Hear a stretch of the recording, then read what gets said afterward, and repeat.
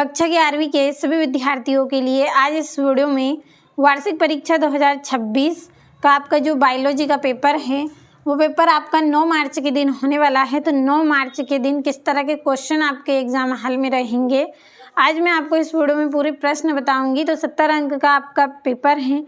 यदि आपको 65 अंक लाना है तो पूरे प्रश्नों को कंप्लीट करें। तो सेट एफ हम इस वीडियो में कंप्लीट करेंगे। तो बिना किसी देरी के चलिए पहला प्रश्न हम पढ़ेंगे। तो वीडियो में लास्ट तक आप बने रहें। तो चलिए जल्दी से पहला प्रश्न हम पढ़ेंगे। सही विकल्प चुनकर लिखिए। पहला है वर्गीकरण की सबसे छोटी इकाई है। तो वर्गीकरण की सबसे छोटी इकाई क्या है? जाति। यदि प्रजाति आए तो भी आपको यहाँ पे राइट कर देना है, क्योंकि जाति या फिर प्रजाति दोनों में से एक शब्द आप लिख सकते हैं। अगला है श्वसन मूल पाया जाता है। तो जो श्वसन मूल है वो पाई जाती है किसमें पाई जाती है? राइजोफोरा में, राइजोफोरा में पाई जाती है। तीसरा है तने का रूपांतरण होता है। तो जो तना है उसका जो रूपांतर है वो आलू में, अदरक में, हल्दी में या सभी में? तो सभी में होता है। अगला है सबसे बड़ी कोशिका होती है। तो जो सबसे बड़ी कोशिका है वो कौन सी होती है? शुतुरमुर्ग का अंडा, ये सबसे बड़ी कोशिका होती है। अगला है केल्विन चक्र के प्रथम उत्पाद हैं। तो इसका आंसर आपका रहेगा 3-फास्फोग्लिसरिक अम्ल, फास्फोफोरिक ग्लिसरिक अम्ल, ये वाला आपका इसमें राइट रहेगा। और मनुष्य में श्वसन किसके द्वारा होता है? तो जो मनुष्य में श्वसन है वो किसके द्वारा होता है? फेफड़ों के द्वारा। चलिए अगले प्रश्न की ओर हम बढ़ेंगे। तो यहाँ से इंग्लिश मीडियम वाले बच्चों के लिए हम टिक करेंगे। तो पहले का आपका बी रहेगा, दूसरे का आपका ए रहेगा, तीसरे का आपका ऑल ऑफ द दीज रहेगा, और चौथे का आपका इसमें ये बी वाला रहेगा, तीसरे का आपका ए वाला, और जो पांचवा इसका ए वाला रहेगा। और लगातार आपको हम यूट्यूब पर भी मॉडल पेपर के द्वारा वार्षिक परीक्षा की तैयारी करवा रहे हैं। इसके द्वारा अलावा ऐप पर भी आपको मॉडल पेपर दिए जा रहे हैं। फुल सोल्यूशन आपको वहाँ पे मिलेगा। ऐप का सब्सक्रिप्शन नहीं लिया है तो जल्दी से ले, इस वीडियो के डिस्क्रिप्शन में लिंक दी गई है। किस तरह से ऐप का सब्सक्रिप्शन लेना है पूरी जानकारी आपको मिल जाएगी। तो जल्दी से जल्दी ऐप का सब्सक्रिप्शन ले और वार्षिक परीक्षा की तैयारी में आप लगें। थोड़ी सी फीस हमने आपके लिए रखी है। आप भी जानते हैं जो काम पैसों से होता है वो मुफ्त में नहीं होता है। और यूट्यूब के मॉडल पेपर और ऐप के मॉडल पेपर में काफ़ी अंतर आपको देखने को मिलेगा। तो जल्दी से ऐप के साथ जुड़ें। तो आपका जो दूसरा प्रश्न है उसमें आपको रिक्त स्थान की पूर्ति कीजिए। पहला है रक्षक कोशिकाएं डेड में पाई जाती हैं। तो जो रक्षक कोशिकाएं हैं वो किस में पाई जाती हैं? पत्तियों के रंध्रों में पाई जाती हैं। दूसरा है एक बीजपत्री मूल में डेड प्रकार के संवहन बंडल पाए जाते हैं। तो इसमें आरी संवहन बंडल पाए जाते हैं। यहाँ पे एक बार फिर से हम लिखेंगे आरी या यज्ञ है। अगला है पौधों में जल का परिवहन डेड ऊतक के द्वारा होता है। तो पौधों में जल का परिवहन कौन करता है? जाइलम। कौन करता है? जाइलम करता है। अगला है केंचुए में उत्सर्जन का कार्य डेड के द्वारा होता है। तो केंचुए में उत्सर्जन का कार्य किसके द्वारा होता है? नेफ्रिडिया के द्वारा, नेफ्रिडिया। अगला है मेंढक का लार्वा डेड कहलाता है। तो मेंढक का लार्वा क्या कहलाता है? टेडपोल कहलाता है, टेडपोल। अगला है राइबोसोम मुख्यतः डेड के संश्लेषण में सहायक होते हैं। तो ये प्रोटीन के संश्लेषण में सहायक होते हैं। अब चलिए इंग्लिश मीडियम वाले बच्चों के लिए कंप्लीट हम कर लेते हैं। तो यहाँ से पहले मैं यहाँ पे भर दूंगी।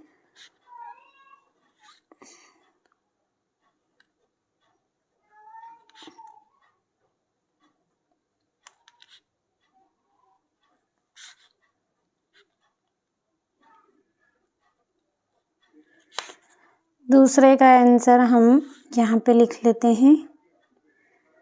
तो जल्दी जल्दी मैं भर रही हूँ, आप पढ़ लीजिएगा सभी को। तीसरे का आंसर हम यहाँ पे लिख लेंगे। चौथे का आंसर हम यहाँ पे लिखेंगे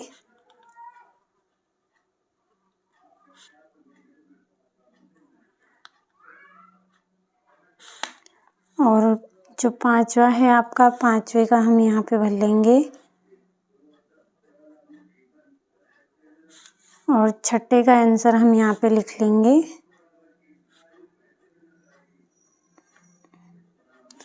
तो ये हो गए हैं इंग्लिश मीडियम वाले बच्चों के लिए, अच्छे से कंप्लीट करें। चलिए अगले प्रश्न की ओर बढ़ते हैं। तो अगले प्रश्न में आपको सत्य असत्य की पहचान करके लिखना है। तो पहला आपका रहेगा, हृदय पेशियाँ रेखित तथा अनैच्छिक स्वभाव की होती हैं, तो ये आपका इसमें सत्य रहेगा।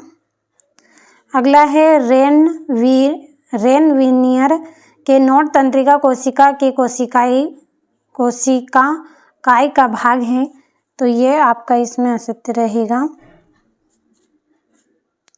अगला आपका रहेगा, कार्बन डाइऑक्साइड हीमोग्लोबिन द्वारा कार्बन अमीनो हीमोग्लोबिन के रूप में वहन की जाती हैं, तो ये भी आपका इसमें सत्य रहेगा। अगला है, ऑक्सीजन हार्मोन प्रायः तने एवं मूल के बढ़ते हुए शिखर पर बनते हैं, तो ये भी आपका इसमें सत्य रहेगा। अगला है, कुल कोशिकीय भार का लगभग 70 से 15% भाग प्रोटीन होता है, तो ये असत्य रहेगा आपका, क्योंकि ये प्रोटीन का नहीं बल्कि ये जल का भाग होता है। और जो प्रोटीन है मैं यहाँ पे लिख देती हूँ ब्रैकेट में, प्रोटीन का कितना रहेगा, 10 से 15% भाग रहेगा। अगला है, पौधा जब पर्यावरण के प्रभाव से या अन्य कारणों से इस रोग हो जाता है कि वे विभिन्न संरचनाओं का गठन कर सके, तो इस क्षमता को प्लास्टिसिटी कहते हैं, तो ये आपका इसमें क्या रहेगा, सत्य रहेगा। अब चलिए इंग्लिश मीडियम वाले बच्चों के लिए टिक करेंगे। तो पहला आपका ट्रू, दूसरा इसमें फॉल्स रहेगा, तीसरा आपका ट्रू रहेगा और जो चौथा है, चौथा भी आपका ट्रू रहेगा, पांचवा आपका फॉल्स रहेगा और छठा आपका ट्रू रहेगा। तो कंप्लीट अच्छे से करें। चलिए बढ़ते हैं अगले प्रश्न की ओर। चौथे प्रश्न में आपको सही जोड़ी बनाइए। पहली जोड़ी है इकाइनोडर्मेटा, तो इसकी जोड़ी आपकी रहेगी जल संवहन तंत्र। दूसरी जोड़ी है आलू, तो आलू की जोड़ी रहेगी सोलेनेसी। तीसरा है रॉबर्ट ब्राउन, तो रॉबर्ट ब्राउन की जोड़ी आपकी इसमें रहेगी केंद्रक। चौथी जोड़ी है आपकी किडवन, तो किडवन की जोड़ी आपकी इसमें रहेगी ईस्ट।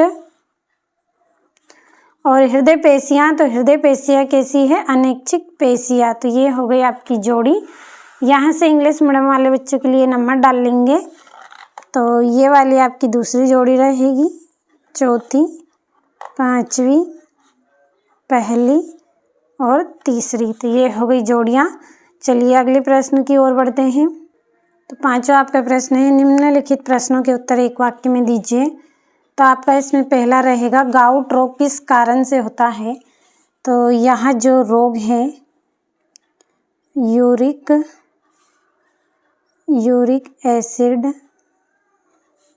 एसिड के जमाव के कारण होता है, के कारण।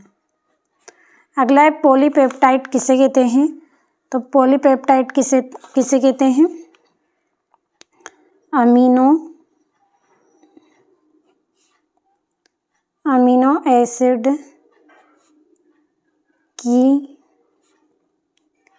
लंबी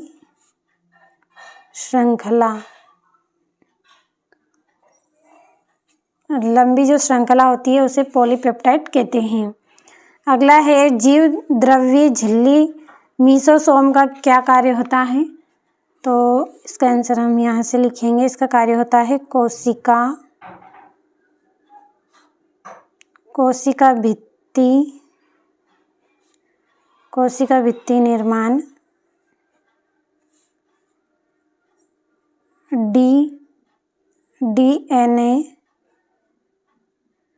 डीएनए प्रतिकृति और श्वसन।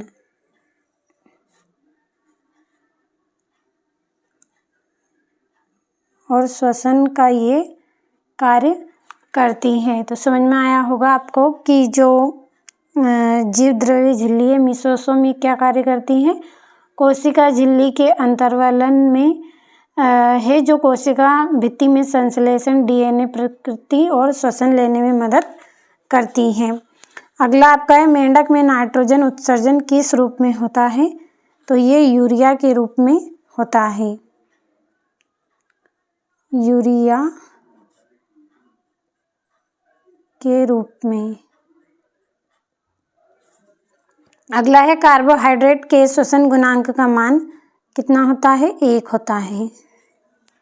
कंप्लीट अच्छे से करें और इंग्लिश मीडियम वाले बच्चों के लिए मैं भर देती हूँ, फिर आप स्क्रीनशॉट के माध्यम से कंप्लीट करें। तो ये यहाँ से मैंने भर दिया है, अच्छे से आप कंप्लीट करें। चलिए प्रश्नों को समझेंगे। तो छठा है सेवालांश तथा कवकांश शब्दों से क्या पता लगता है, और 2 कीटभक्षी पौधों के नाम आपको लिखना है। तो पूरे प्रश्नों को आपको अच्छे से कंप्लीट करना है और ज़्यादा सोचे नहीं, ऐप का सब्सक्रिप्शन जल्दी से लें।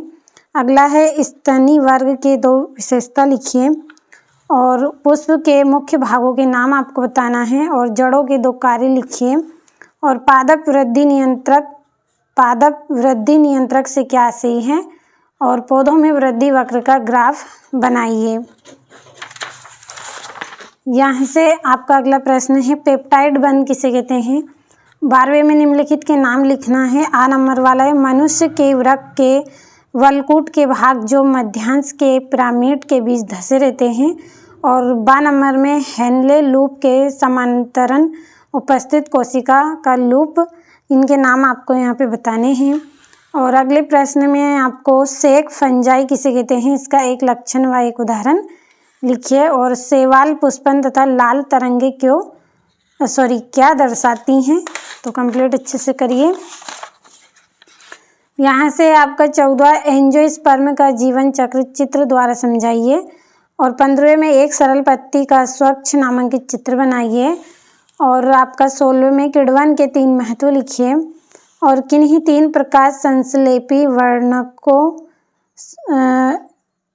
यर्नकों के नाम आपको बताना है, और किण्वन क्रिया के 3 महत्व लिखिए। आपका 18वां है यहाँ से अगर आपको ऐसा करने को कहा जाए तो आप किस एक पादप वृद्धि नियामक का उपयोग करेंगे, नाम लिखिए। आ नंबर में है पत्तियों की जरावस्था को रोकने हेतु, बा में कक्षस्थ कलिकाओं में वृद्धि कराने हेतु, सा में एक रोजेट पौधे में बोल्ट हेतु, और दा में पत्तियों के रंध्र को तुरंत बंद करने हेतु। तो अच्छे से कंप्लीट करिए। 19वां है ऑक्सीसेशन के मुख्य चरण कौन से हैं, और 20वें में परिसंचरण तंत्र के किन्हीं 5 विकारों का वर्णन करना है। तो